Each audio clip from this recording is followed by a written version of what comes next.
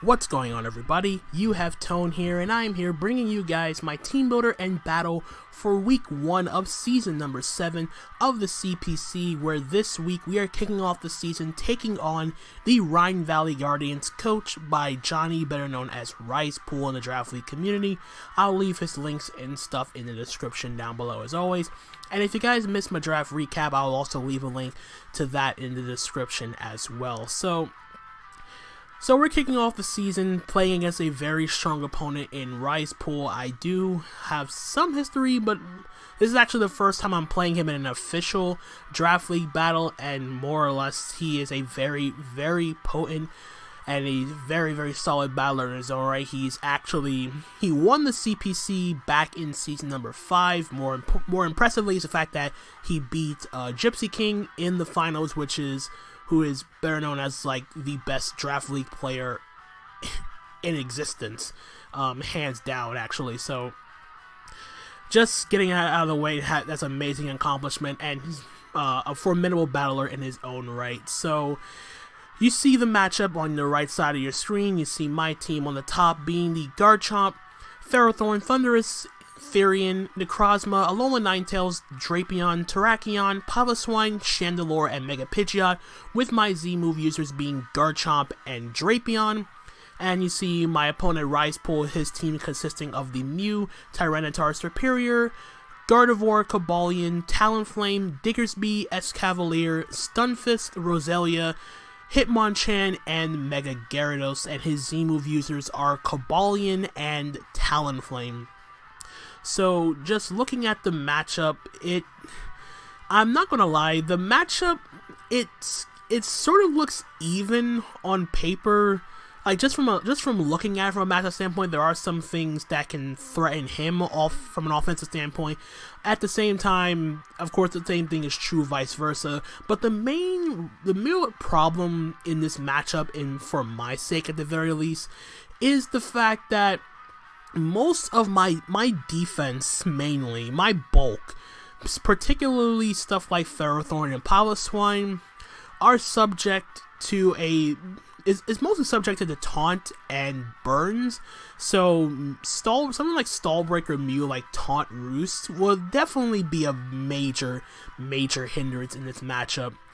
Other threats in general, Diggersby as a whole is also a huge threat because my normal resist is Ferrothorn, and to a lesser extent Terrakion, but if he brings the right coverage set, something like an Agility 3 attacks Diggersby can actually be a very, very big problem for my team as a whole. It's one of those Pokemon where you have to prep for it. You cannot underestimate the power of Diggersby. And on top of that, he has a very nice balance of both offense and defense, not just the Mew, but stuff like the Gardevoir can be underestimated by some people. I'm definitely not going to underestimate Gardevoir, that's for sure. Stuff like Superior can be a big issue if I let my resists get weakened.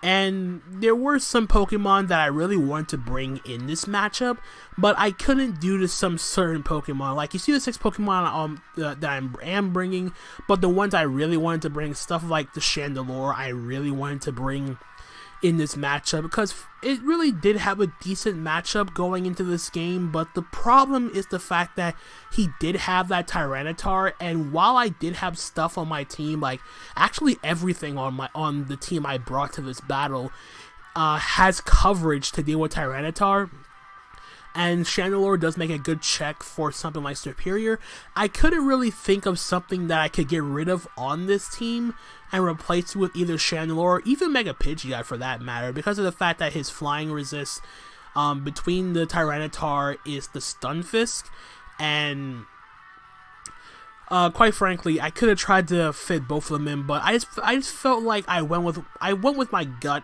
mostly when it came to building this team. EV spread wise, it was just the thing I felt comfortable with the most in terms of the matchup. So before I go any further, I just want to give a quick shout out to Omega Jolteon. He did help me do a little bit of tweaking, we just tossing around suggestions in terms of EV spreads, but this team is more or less my own build with some help from him. I didn't do any mock battles for this game because I'm not really the type of person that likes to ask for mock battles, although surprisingly I'm the one that helps other people do it. I know it's kind of like counterintuitive in that regards, but it's just something that I want to... It's not really something I want to lull myself into in terms of... Well, mock battles will definitely help, obviously, but it's not really something I can like think like, oh, I'm weak to this particular set, let me just adjust my spread, and then... I pretty much felt as though when I came to this build in particular, I felt like I had prepped for everything in particular.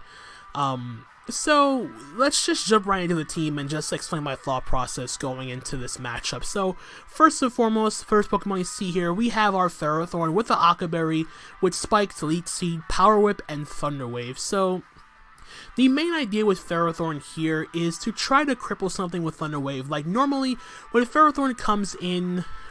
When Ferrothorn is on the field in this particular matchup, there are a few Pokemon that can easily come in on Ferrothorn and try to set up for free. Those Pokemon consisting of the Cobalion, there's the Talonflame, and the Serperior, among other things. Same thing can also apply to like a Taunt Mega Gyarados, but I know Mega Gyarados doesn't want to Mega Evolve and then get hit by a Power Whip as he goes for Taunt. So... The idea with Ferrothorn is whenever I'm able to get the Serperior, the Cobalion, or the Talonflame to come in, I can go for Thunder Wave, cripple that thing, slow that thing down, and make it easier for the rest of my team to deal with it. And then everything else is pretty much self-explanatory. Spikes is just nice to whittle down his team, as he doesn't...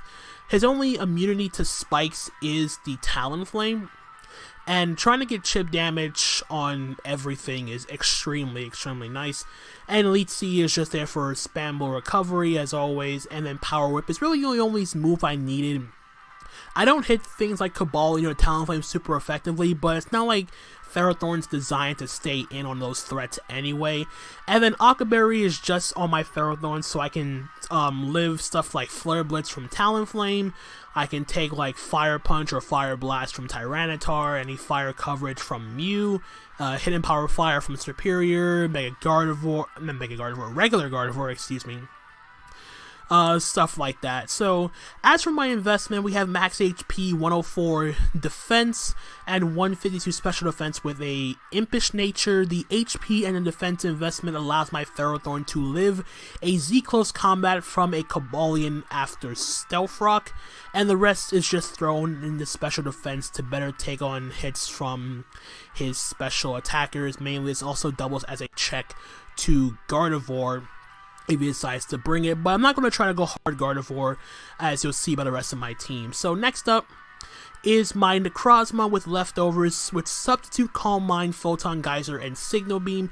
This was one set I really debated, going back and forth with the matchup here. So the idea with my Necrozma is there was two sets I had in mind with this matchup. It's either it was going to be Substitute, Calm Mind, this particular moveset, or Substitute, Swords Dance, Photon Geyser, and X-Scissor.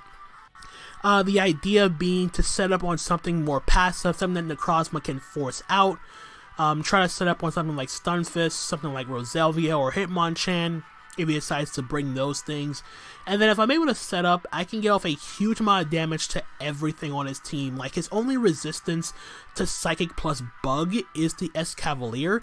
And even if he does bring Escavalier, the fact that Escavalier doesn't have any reliable recovery means that I can whittle that thing down pretty easily with my with the rest of my team, not just with my Necrozma. So Necrozma's main job is to come in, try to set up on his more passive mons, if I'm able to, get up a Calm Mind, get to +1 or hopefully +2, and try to just blow things back between Photon Geyser and Signal Beam if I'm able to. So the investment here, I have max HP, I have enough, 112 speed is enough to outspeed an Adamant max speed Tyranitar. If he decides to bring Jolly max speed Tyranitar, then good on him.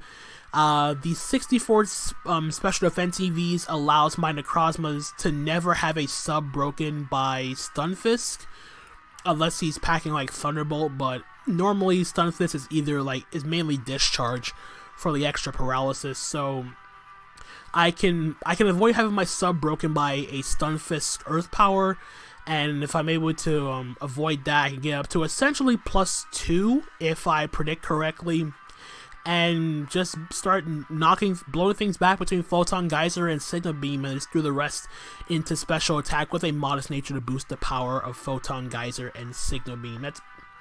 That's pretty much it with my Necrozma. Next up, we have a Choice Scarf Terrakion with Stone Edge, Close Combat, Earthquake, and X-Scissor. Just a very straightforward max attack, max speed.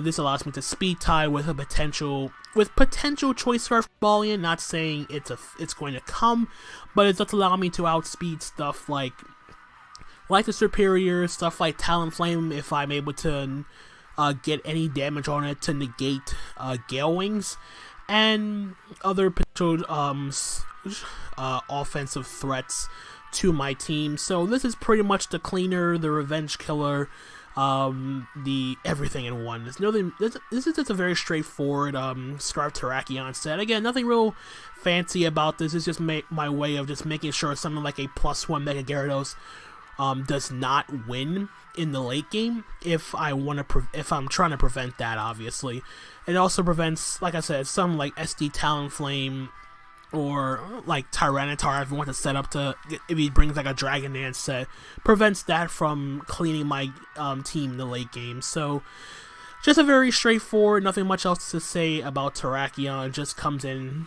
be a revenge killer. That's pretty much it. So now next up we have our Piloswine with Stealth Rock, Ice Shard, Icicle Crasher, Earthquake with Eviolite. Just a very standard Piloswine set here, with the exception of being the EV spread. This is my main way. This is my backup check to some of his physical attackers. For the most part, like Tyranitar cannot knock me out even at +1. Cobalion can't knock me out unless he goes for Z move, and this is particularly tailored to take on the Cobalion because the EV spread is similar to Ferrothorn. The HP and the defense investment avoids the one-hit KO from Z Close Combat from Cobalion, and the rest I just threw into attack. And the 4 special defense, while it may not seem like much, and I just threw it in there because why not? With 4 special defense EVs, my Piloswine can actually take a unboosted Leaf Storm from Superior from after Stealth Rock, which is kind of weird and wild at the same time. So the 4 EVs, special defense EVs, are not just there because I felt like putting it there. It was just something I saw in the calcs, and then I just said, you know what, why not? Let's just run with it.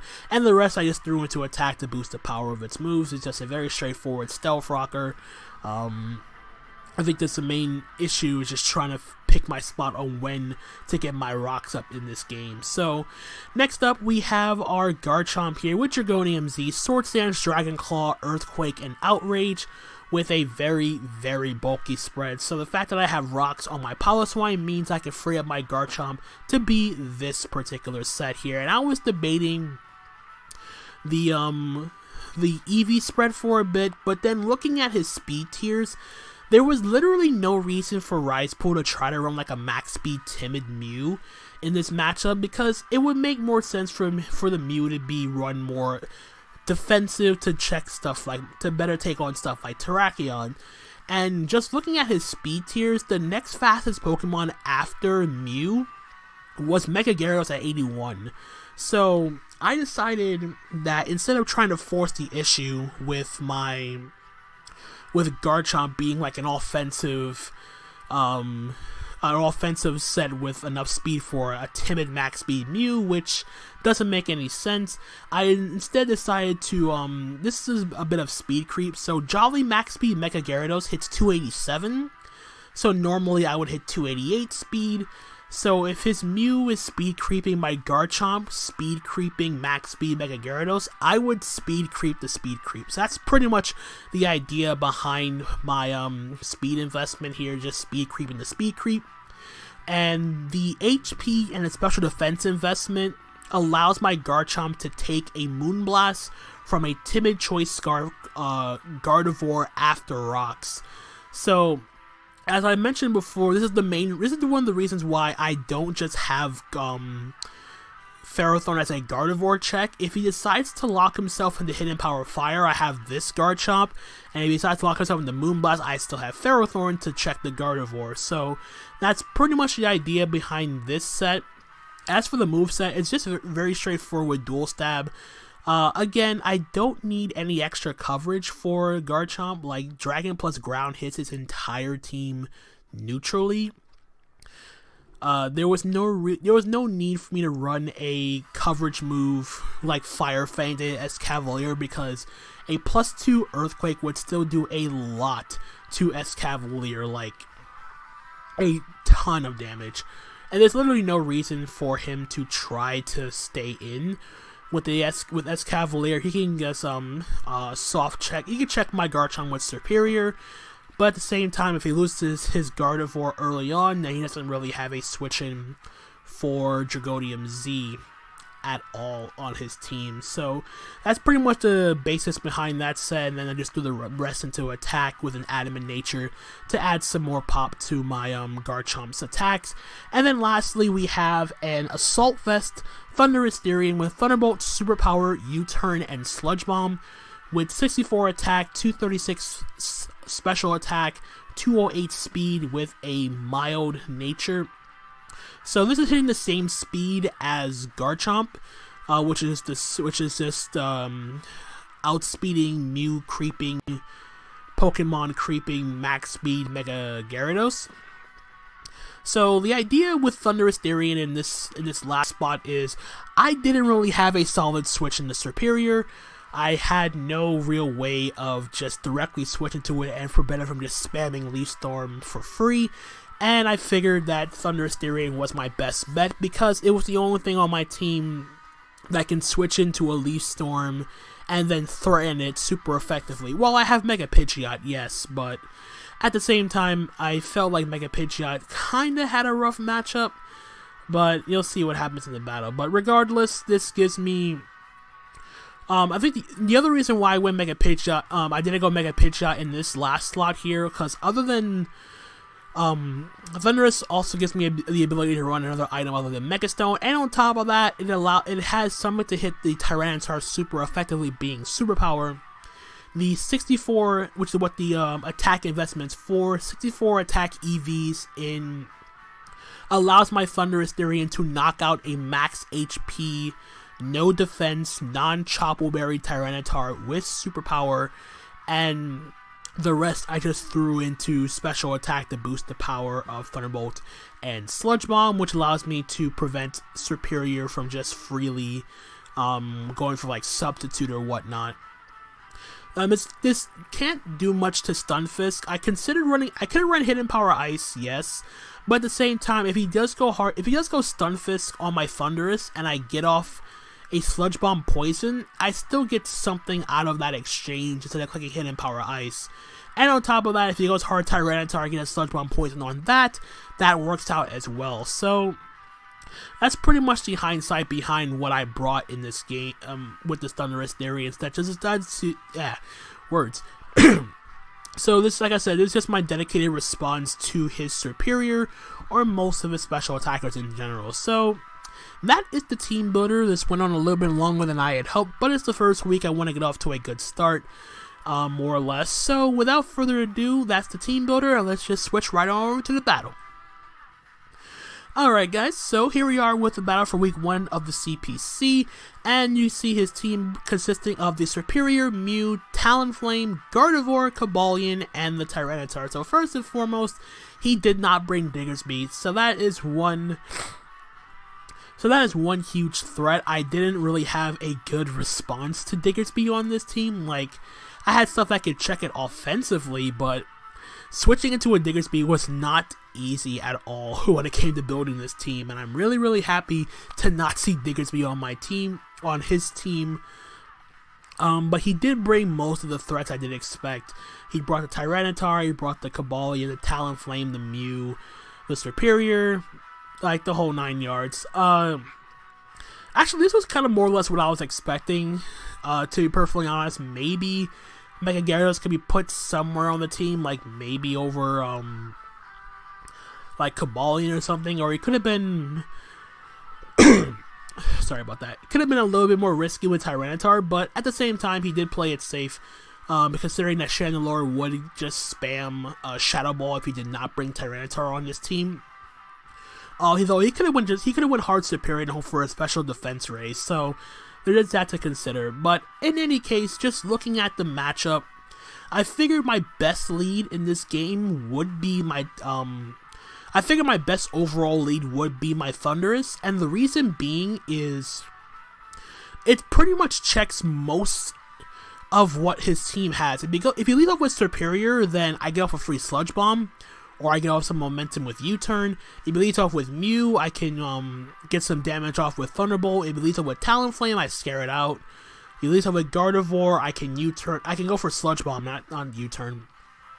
If he leads off with Cabalion, the only thing he really has to threaten me with is Stone Edge, and Tyranitar, if he's not Chople Berry, as I mentioned, he would get one-hit KO'd by Superpower. So I figured my best lead, as I said, was my Thundurus, so let's just get into the battle and see how it goes. So he's going to lead off with his Cabalion, I'm going to lead off with my Thundurus, and right away, the first thing I'm noticing with this team is, if he leads off with Cabalion right away, this either gives me one of two things. If this is his rocker, that means that Tyranitar is either something like Assault Vest to better check my Chandelure, or this is more of a bulky dragon, bulky setup sweeper with like Life Orb or whatnot. So I'm just going to play it safe here. I really didn't really have a need to click Thunderbolt, but I'm going to click U-Turn actually. Turn 1 here, not really as a means of prediction, but I figured if he decides to get up his Stealth Rock at this point, I can just U-turn out into my Piloswine, and what that would do is, if he decides to taunt my Piloswine afterwards, then I can go for Earthquake no problem, because I don't really need to get up, I'm not really in a rush in this matchup to try to get up my Stealth Rock here, so I'm just going to go for the U-turn here, see what he decides to do here. He's going to switch out into his Gardevoir, trace my Volt Absorb, as I'm going to go for the U-turn, get some damage off and go out into my Garchomp. So, like I said, I wasn't really expecting the Gardevoir to come in on my, on Thundurus, but considering, yeah, trace my, my Volt Absorb, prevent me from going for Thunderbolt right away, but U-turning out, going into Garchomp here, I figured he would try to, I don't know if he was trying to, sorry about that, I don't know if he was trying to predict my, or call my bluff in terms of my Garchomp being Scarfed, because I'm not, obviously, I am a bulkier Garchomp, and as I said, I am EV to live a Scarf Moonblast from Gardevoir, and Earthquake is doing 76 minimum if he doesn't have any bulk. So I figured the risk is worth the reward in this case. I could have went Ferrothorn, but as I mentioned, if I'm able to get rid of this Gardevoir, it eases up my Ferrothorn in terms of what I need to check. That means I can just come in and just check stuff like the Tyranitar and the Superior, quote unquote, but we'll get into that in a second. So I'm just going to stay in and click Earthquake. I have no reason not to. He's going to reveal Scarf, and we're going to live on 8%, and we're going to knock out the Gardevoir with the Earthquake. So that is a pretty big turn here, as I'm very, very grateful that my bulk did come into play. And it turns out, actually, after the game, it turns out the Gardevoir was modest. So even with modest max special attack, the roll was still in my favor to live the Moonblast, and Earthquake was doing like 71% minimum to the Gardevoir, so the roll was in my favor to knock it out. And even if I didn't knock it out, I would just went out into my my Piloswine and clicked Ice Shard at that point. But now that my Garchomp is weakened, unfortunately, let's give him a free switch into his Superior. I'm just going to, I could have preserved my Garchomp here, because Garchomp can, it can still check stuff like Tyranitar, but at the same time, I couldn't risk him going for a substitute on my switch out, so I'm just going to stay in and click Z Outrage, as he is just going to fire off a Leaf Storm and knock out my Garchomp. So my Garchomp essentially did its job in this case, in this game. And it's just giving me a switch into my Thunderous, because like I said, I am Assault Vest. I don't have any bulk on this Thunderous, but the AV does allow me to take it allows me to take a +2 Leaf Storm no problem, unless he crits me, which would suck, obviously. So what I'm going to do here, I'm not going to play any games with this Superior. I'm just going to click Sludge Bomb, because I know I'm going to take any hit this thing want to go for. Even a +2 Hidden Power Ice will not knock me out. And if he's Hidden Power Ice, that means he's not Hidden Power Fire from my Ferrothorn. So I'm going to stay in, click Sludge Bomb, as you see. +2 Leaf Storm did 36 to my Thunder, so I'm going to go for Sludge Bomb and do 75 in return. And I get the Poison. Revealing he's Leftovers, and now from here I'm just going to... While I could Sludge Bomb again, in case he decided to preserve his Superior, like, it still has some use for the most part in terms of, like, whittling down my Ferrothorn or whatnot, but I didn't want to take any chances here, so I decided to click U-turn at this point, as he's just going to go for another Leaf Storm here, get me really low, but my Thunderous did its job here. I'm going to click U-turn here. The crit did not matter. So we're going to knock out the Superior. I'm going to go out into my Necrozma. I think goes out into his Cobalion. And now from here, I'm going to try to stack with my Thunderous, as he just decided to go for Rocks. And then he knocks me out the following turn with Close Combat, which is fine, because it allows me to go out into my Piloswine. And this may seem like an odd play, but I did mention in the team builder that I am EV to live a Z Close Combat from Cobalion after Stealth Rock. So unless he crits me with the Z move, I can live, and then the combination of Earthquake into Ice Shard will knock out the Cobalion in return. So, while I could have taken the opportunity at this point to try to go for my Rocks here, because I can't take any one hit, as I mentioned, I'm gonna be the conservative person, go for the safe Earthquake here. He goes out into his Mew. And as you see, that Earthquake did 23%.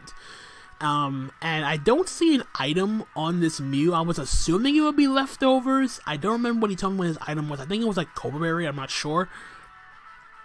But in any case, I believe I try to go for another Earthquake. I either go for an Earthquake or I try to get out my Rocks. I'm not entirely sure. Okay, I know. I switch on to Ferrothorn here. I think it goes for the Taunt. Yeah. So this was, like I was saying, this was the main problem when it came to my, this is way back what I said earlier in the video, where I said that the main problem with my defense is the fact that I'm reliant on status moves to do anything to Risepool's team. This is what I was talking about. So I knew the taunt was incoming, but at the same time, me going hard Ferrothorn was kind of a bad play. Like, I should have at least just stayed in and then get him into a situation where he was forced to recover. But I decided to go out into my Ferrothorn here, and I think I tried to get a little bit, not aggressive, but I was trying to, like, I think I was messing around too much, and I think I doubled back into Piloswine afterwards. Yeah, I doubled back into Piloswine thinking I would, he wouldn't, double taunt me, but instead he goes for the Will-O-Wisp and burns me, so that sucks. So yeah, my Piloswine now is essentially useless because it's burned, and this is kind of like a situation where, okay, now he would go, so, like I said, I didn't really want, I made a very, very dumb play that turn. Like, me trying to play around this Mew was, like, very, very bad. Like, this was the play I should have made originally, of me going out into Necrozma on the Will-O-Wisp, but I instead go Necrozma here because like I said, I was trying to force him into a situation where he would go for the Roost. And then I'm thinking to myself, okay, if I can get to at least +1 with my Necrozma, things should be fine. So I'm going to try to go for a substitute here, but he is running enough speed for my Necrozma. He's going to taunt me as I try to go for sub, which does suck, but at the same time, it's no big deal. I'm just going to fire off a Signal Beam afterwards. Him going for a Will-O-Wisp doesn't matter to me because I am special. That does a clean 40%, and now it's essentially him going for Roost. Keeping was trying to keep himself healthy for Terrakion, and now I want to take this opportunity to go for Calm Mind here as he's forced to Roost again. So now I'm going to go for Calm Mind as he goes for Roost as I expected. So now I'm at +1. He now is going to switch out and go out into his Talonflame on my Signal Beam, which is the correct play. He also could have went out into his Cobalion too. But there was no need to risk the Cabalion, because Cabalion still played a role in terms of weakening my Piloswine and my Ferrothorn, more specifically my Ferrothorn, because my Piloswine is literally useless at this point. So after doing some calcs, I did the calcs afterwards, so let me just say that right now. There was no one move that Talonflame could go for. Even if this is Z Bravebird, it will not knock me out from the range of HP I'm at.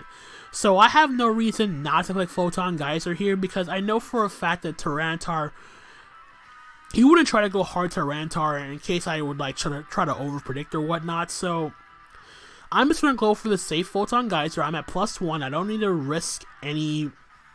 Still playing conservative, just trying to attack what's in front of me. So he's gonna go for Sword Stance, I believe. Yeah, he goes for Sword Stance here on my Photon Geyser, and we're actually going to knock out the Talonflame. And he said afterwards he accidentally calced the wrong move. He accidentally calced Psychic, if I recall correctly, not Photon Geyser. So so yeah, it's one less threat for me to worry about. But at the same time, though, now his Talonflame is gone, and the only real issue right now is this Mew. Because if I'm able to get rid of this Mew, then my Scarf Terrakion is going to win in the late game, like I had hoped. So now he's going to go out into his Tyranitar here, knowing it could take any one hit because of the Sandstream, and that did 47%. He goes for Dragon Dance. Now, I am going to make a bit of a dumb play here. Well, a dumb play in general, because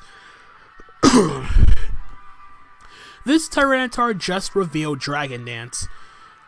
There is in no universe where I should have stayed in with my Necrozma to take a crunch, because, like I said, I didn't do any calculations at this point, and just looking at what he had left on his team, this Necrozma was literally the only thing I had left to deal with Mew.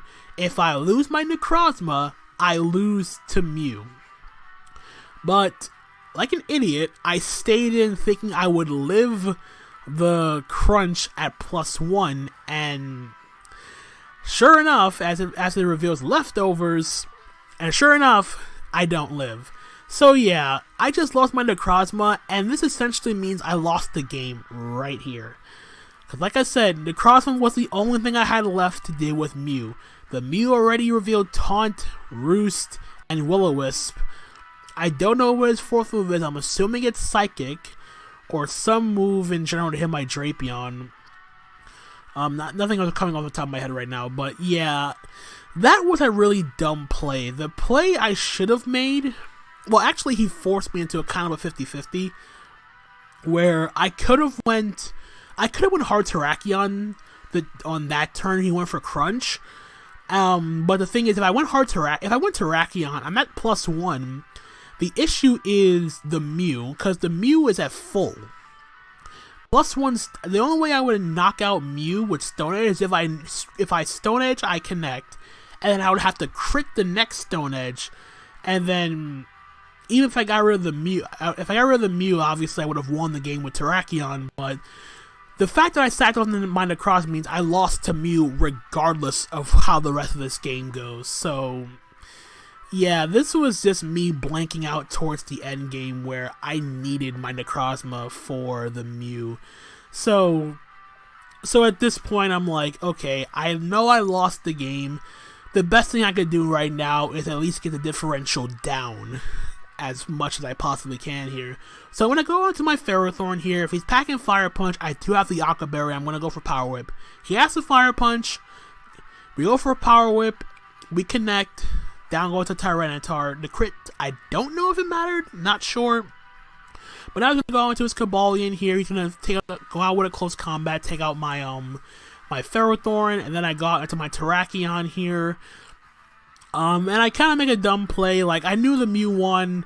I go for X-Scissor because I'm choice locked, and yeah, it was just like a very, very bad turn event at the end. Like, I should have went for close combat here because I at least got the differential down to a 1-0 at the very least. But now he's just gonna go out to his Mew and then Taunt. I don't necessarily know why he would taunt.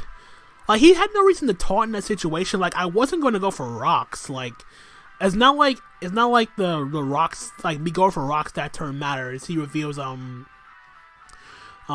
last one being Earth Power. Earth Power did make the most sense because it hits my Terrakion as well as hitting my my Drapions, and as you're gonna see, he's gonna finish off with Earth Power, and we're gonna lose the game 2-0. So yeah, this goes back. So me losing this game in the end just goes back to me sacking off my Necrozma. That was like a really dumb play on my part. I should have. Like, Necrozma was the main thing I needed to keep around for the end game. Like, as I already said multiple times, I lost my Necrozma, I lost my Mew, I lost. Essentially, the only thing I really had to do any real damage to his Mew was the Thundurus, which I lost early on, and the Garchomp, which I lost to the Superior from taking the Scarf Moonblast. Everything else was pretty much fodder for Mew, and at the same time, I should have at the very least got this game down to a 1-0, but I overpredicted during a turn where it didn't matter if he went Mew or not, because X-Scissor was only doing like 35%. If he was like a max HP, max events Mew, which it wasn't because he outsped my Necrozma, which is running speed.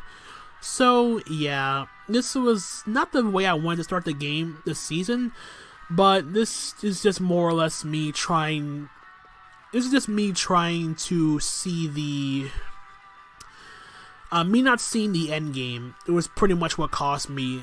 Like, Necrozma was the main key in this battle, or towards the end, and me not preserving it was what eventually did me in. So, yeah, not the best way to start the season, but it could have been a lot worse. But I am happy with how some of the sets did work out. My AV Thundurus Therian set did work. My bulky Garchomp did do a lot of work. Necrozma did have a good chance to win in the end, but as you saw, I screwed that part up. Well, not even my Necrozma. I needed my Necrozma to get rid of the Mew for Scarf Terrakion to win in the end, and I screwed that part up. So, yeah, it's a tough loss, but hey, we'll bounce back. We'll be all right. So anyway, good game to Risepool. He played a very, very fantastic game. He was very conservative. He made the right place. He made the conservative place. He made the correct play. In any case, but yeah, that's going to be it from me, guys. Hope you guys did enjoy nonetheless. If you did, leave a like, comment, subscribe, all that good stuff. And until the next time, guys, this is Tone signing out for now. Peace out.